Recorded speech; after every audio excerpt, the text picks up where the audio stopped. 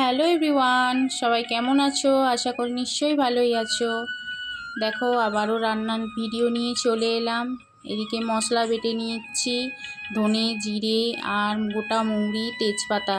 আর এদিকে তোমার ঝোল বানাবো, পেঁপে আলু কাঁচকলাটা নয় ঝিঙে আর গেঁড়ি দিয়ে ঝোল করছি। আর দিয়েছি কুমড়ো শাকের ডগা দিয়েছি একটু। দেখো আমার ঝোলটা সেদ্ধ হয়ে গেছে। তারপর এদিকে আমি বাটা মশলাটা ঝোলেতে এমনি দিয়ে দিলাম, আমি কষাবো না।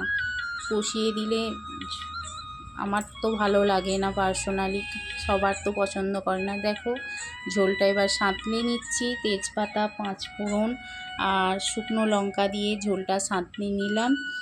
দেখো ঝোলটা আমার সেদ্ধ হয়ে গেছে, রান্না হয়ে গেছে। এবার এদিকে কড়াই পরিষ্কার করে তেল দিয়ে দিলাম, একটু রসুন ফোড়ন দিলাম। করব আবারও গেঁড়ির ঝাল বানাবো, তার জন্য গেঁড়ি গুগলি কি তোমরা কেউ খাও? আমরা তো খাই, খেতে ভালো লাগে, পছন্দ করি। গেঁড়ির ঝোলও করি, কোনো দিন ঝালও করি। আজকে দুটোই ইচ্ছা গেল করতে, অল্প অল্প করে করছি। দেখো আলু পেঁয়াজটা ভাজা হয়ে গেছিলো, তারপর গেঁড়িটাও আবার ওতেই দিয়ে দিলাম। গেঁড়িটা পরিষ্কার করতে কষ্ট হয় বড্ড। লঙ্কা হলুদ লবণ দিয়ে জল ঢেলে দিলাম।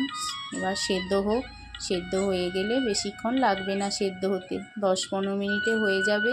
দেখো একটু শুকনো শুকনো করে নামিয়ে নেবো। এবার এদিকে সর্ষে পোস্ত বেটে নেবো।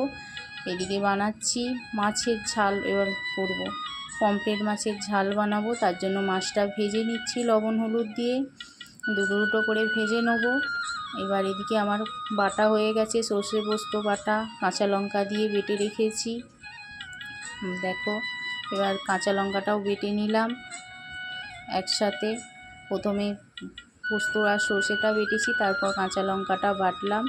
এবার ওই তেলেতেই দিয়ে দিলাম কালো জিরে আর লবণ দিয়েছি, যাতে পেঁয়াজ আর টমেটোটা ভালোভাবে সেদ্ধ হয়ে যায়, যাতে টমেটোটাও গলা গলা হয়ে যায়।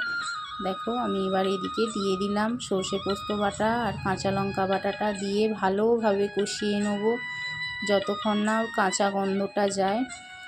লবণ দিয়ে বেটেছি, তার জন্য তেতো হবে না। এবার জল ঢেলে দেবো। দেখো জল ঢেলে দিলাম, দিয়ে মাছটা ভালোভাবে জলটা ফুটে উঠলে তারপর মাছটা দেবো, দিয়ে একটু শুকনো শুকনো করে নামিয়ে নেবো। আমার মাছের ঝালটা তৈরি হয়ে যাবে। ধনেপাতা থাকলে ভালো হতো, ধনেপাতা নেই, তাই জন্য আর ধনেপাতা দিলাম না। এবার এইদিকে করছি কচুরলতি, সেদ্ধ করে নিলাম হালকা করে, লবণ দিয়ে ভাপিয়ে নিয়েছি। এবার কড়াইটা পরিষ্কার করে চিংড়ি মাছটা ভেজে নিচ্ছি। চিংড়ি মাছ দিয়ে করব কচুরলতি, আমি কোনো দিন করি না, এই ফার্স্ট টাইম করছি। দেখো এবার পাঁচফোড়ন তেজপাতা শুকনো লঙ্কা দিয়ে দিলাম, দিয়ে কচুরলতিটা এবার এদিকে আলু পেঁয়াজটা ভেজে নিলাম ওই তেলেতেই, লবণ হলুদ দিয়ে একটু ভেজে নেবো যাতে আলুটা সেদ্ধ হয়ে যায় অর্ধেক। তারপর এটা ভাজা হয়ে গেলে কচুরলতিটাও দিয়েও ভালোভাবে কষিয়ে নেবো, যাতে কচুরলতিটা ভালোভাবে ভাজা ভাজা হয়ে যায়। এরপর লঙ্কা হলুদ একটু লবণ দিয়ে দিলাম আবার এবার চিংড়ি মাছটা দিয়ে দেবো, দিয়ে মশলাটা এবার দিয়ে দেবো। সর্ষে পোস্ত কাঁচা লঙ্কাটা বেটে রেখেছিলাম, ওই মশলাটাই দিয়ে দিলাম, দিয়ে ভালোভাবে কষিয়ে নেব। তারপর একটু ভাজা জিরে গুঁড়ো দিয়ে দিলাম। আর দেখো ভালোভাবে কষিয়ে নিচ্ছি, আমার রান্না রেডি হয়ে গেছে। এবার দেখো ভাত, এদিকে কচুরলতি, এদিকে মাছের ঝাল, এদিকে গেঁড়ির ঝোল, আর এদিকে গেঁড়ির ঝাল। চলো থালাটা সাজিয়ে নিয়েছি, সবাই ভালো থেকো সুস্থ।